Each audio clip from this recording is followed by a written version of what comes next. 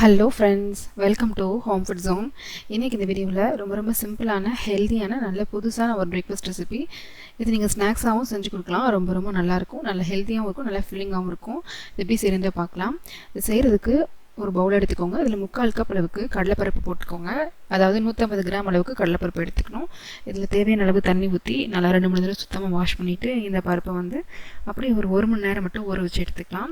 1 மணி நேரம் நல்லா ஊறினதுக்கப்புறமா இதில் இருக்கிற தண்ணியில் நல்லா சுத்தமாக வடிச்சிட்டு ஒரு மிக்ஸி ஜாரில் மாற்றிக்கோங்க. இதில் ஒரு 5-6 பல் பூண்டு போட்டுக்கோங்க. 2 பச்சை மிளகாய் போட்டுக்கோங்க. 1 டீஸ்பூன் அளவு சோம்பு, ஒரு 1/4 டீஸ்பூன் அளவு பெருங்காயத்தூள், உப்பு 1/2 டீஸ்பூன் அளவு சேர்த்துக்கோங்க. நல்லா ஃப்ரெஷ்ஷான கருவேப்பிலை கொஞ்சம் சேர்த்துட்டு இதை நம்ம அரைச்சி எடுத்துக்கணும். தண்ணி எதுவுமே எக்ஸ்ட்ரா ஊற்ற வேண்டாம். அந்த பருப்பு ஊறி இருக்கிற அந்த தண்ணியே போதும். அதிலேயே நம்ம அந்த மாதிரி அரைச்சி எடுத்துக்கலாம். இப்போ அரைச்சி அந்த மிக்ஸை ஒரு பவுலில் மாற்றிக்கோங்க. இப்போ இது கூட சேர்க்குறதுக்காக இன்னொரு பவுல் எடுத்துக்கோங்க. இதில் 1 கப் அளவு கோதுமை மாவு போட்டுக்கோங்க. 1/4 கப் அளவுக்கு ரவை போட்டுக்கோங்க. வறுத்ததோ வறுக்காததோ எது வேணாலும் எடுத்துக்கலாம். இதில் 1/2 டீஸ்பூன் அளவு உப்பு சேர்த்துக்கோங்க. 1 டேபிள் ஸ்பூன் அளவுக்கு நெய் சேர்த்துக்கோங்க. நெய் இல்லைனா நீங்கள் அதுக்கு பதிலாக எண்ணெய் கூட சேர்த்துக்கலாம். நெய் உப்பு நல்லா எல்லா பக்கமும் அந்த மாவில் படுற மாதிரி நல்லா முதல்ல மிக்ஸ் பண்ணி விட்டுக்கோங்க.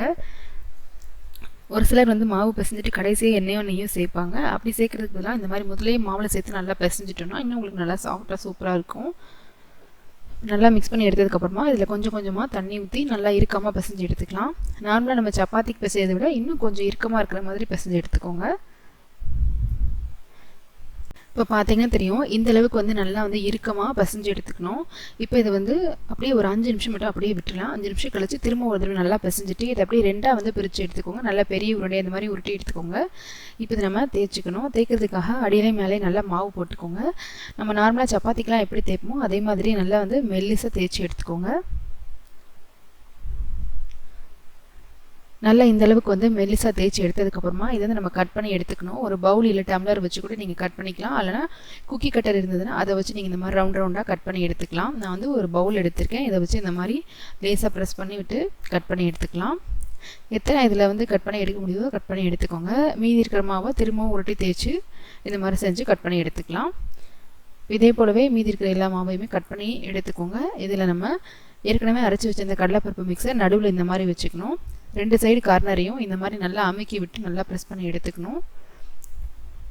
உள்ளே இருக்கிற ஸ்டஃபிங் வெளியே வராத மாதிரி நல்லா அந்த மாதிரி ப்ரெஸ் பண்ணி விட்டுக்கோங்க. இதே மாதிரியே ஒவ்வொன்றா செஞ்சு எடுத்துக்கோங்க. எல்லாமே ரெடியாக செஞ்சு எடுத்து வச்சதுக்கப்புறமா இதை நம்ம வேக வச்சு எடுக்கிறதுக்காக ஒரு பேனில் ஒரு 2-3 கப் அளவு தண்ணி ஊற்றி சூடு பண்ணிக்கோங்க. தண்ணி நல்லா சூடாகட்டும். ஒரு 2 டீஸ்பூன் அளவுக்கு எண்ணெய் இல்லைனா நெய் சேர்த்துக்கோங்க. எண்ணெய் சேர்க்குறதுல ஒன்றோட ஒன்று ஒட்டாமல் வரும். அதுக்காக தான். தண்ணி நல்லா இந்த மாதிரி கொதித்து பபிள்ஸ் வர ஆரம்பித்ததும் ஒன்றுன்னா இந்த மாதிரி உள்ளே சேர்த்துக்கலாம். உள்ளே சேர்த்தோன்னே நீங்கள் கரண்டி விட்டு கலர வேண்டாம். அப்படியே ஒரு நிமிஷத்துக்கு லோ டு மீடியம் ஃப்ளேமில் வச்சு விட்டுருங்க. ஓரளவு நல்லா வெந்து இந்த மாதிரி மேலே எலும்பி வர்றப்போ இப்போ நம்ம லேசாக திருப்பி விடலாம்.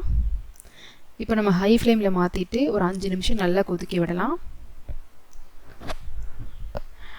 5 நிமிஷம் நல்லா இந்த மாதிரி ஹை ஃப்ளேமில் வச்சு கொதிக்க விட்டிங்கன்னா அதிலே உங்களுக்கு நல்லா வெந்துடும். அதுக்கு மேலே விடணும் தேவையில்லை. ஒரு 4லேருந்து 5 நிமிஷம் மட்டும் நல்லா கொதிக்க விட்டு அதுக்கப்புறமா இதை நம்ம வெளியில் எடுத்துடலாம். வெளியில் எடுத்ததுக்கப்புறம் ஓரளவு நல்லா சூடு ஆறுனதும் இது 2-2ஆக கட் பண்ணி எடுத்துக்கணும். நடுவில் மட்டும் கத்தி வச்சு லேசாக கட் பண்ணி எடுத்துக்கோங்க.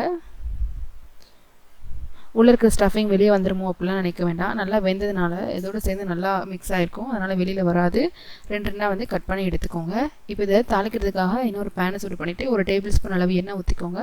1/2 டீஸ்பூன் அளவு கடுகு, 1 டீஸ்பூன் அளவு சீரகம் சேர்த்துக்கோங்க. இது நல்லா பொரிஞ்சு வந்ததும் இதை நல்லா ஃப்ரெஷ்ஷான கருவேப்பிலை கொஞ்சம் சேர்த்துக்கோங்க. நல்லா ஒரு தடவை கலந்து விட்டுக்கலாம். இப்போ நம்ம கட் பண்ணி எடுத்ததை நம்ம உள்ளே சேர்த்துக்கலாம். அப்படியே கூட நீங்கள் சாப்பிட்லாம். உங்களுக்கு பிடிச்ச சட்னியோடு நீங்கள் சர்வ் பண்ணலாம். கொஞ்சம் எக்ஸ்ட்ரா டேஸ்ட்டு வேணும்னு நினச்சிங்கன்னா இந்த மாதிரி தாளிச்சும் சர்வ் பண்ணலாம். உள்ளே சேர்த்ததுக்கப்புறமா ஒரு 1/4 டீஸ்பூன் அளவு மட்டும் ஃப்ளேவருக்காக மிளகாத்தூள், ஒரு 1/4 டீஸ்பூன் அளவு கரம் மசாலா இல்லைனா சாட் மசாலா கூட நீங்கள் சேர்த்துக்கலாம். இப்போ இந்த மசாலா நல்லா எல்லா பக்கமும் படுற மாதிரி இந்த மாதிரி பரட்டி லேசாக ஃப்ரை பண்ணி எடுத்துக்கோங்க. பார்த்திங்கன்னா மசாலா நல்லா எல்லா பக்கமும் பட்டிருக்கு. இப்போ ஸ்டவ் ஆஃப் பண்ணிவிட்டு நீங்கள் சுட சுட சர்வ் பண்ணலாம். ரொம்ப நல்லாயிருக்கும். நீங்கள் இதை ஸ்நாக்ஸாகவும் கொடுக்கலாம், பிரேக்ஃபாஸ்ட்டாகவும் கொடுக்கலாம். சிம்பிளாகவும் டிஃப்ரெண்ட்டாகவும் ஏதாவது செய்யணும்னு நினச்சிங்கன்னா கண்டிப்பாக இதை நீங்கள் ட்ரை பண்ணி பார்க்கலாம். இதே மாதிரி நீங்களும் கண்டிப்பாக செஞ்சு பாருங்கள். இந்த ரெசிபி உங்களுக்கு பிடிச்சிருந்ததுன்னா லைக் பண்ணுங்கள், ஷேர் பண்ணுங்கள், கமெண்ட் பண்ணுங்கள். கண்டிப்பாக ஹோம் ஃபுட் ஜோனுக்கு சப்ஸ்கிரைப் பண்ண மறக்காதீங்க. நாளைக்கு இதே மாதிரி ஒரு நல்ல ரெசிபியோட உங்களை வந்து மீட் பண்ணுறேன். அது வரைக்கும் பாய்.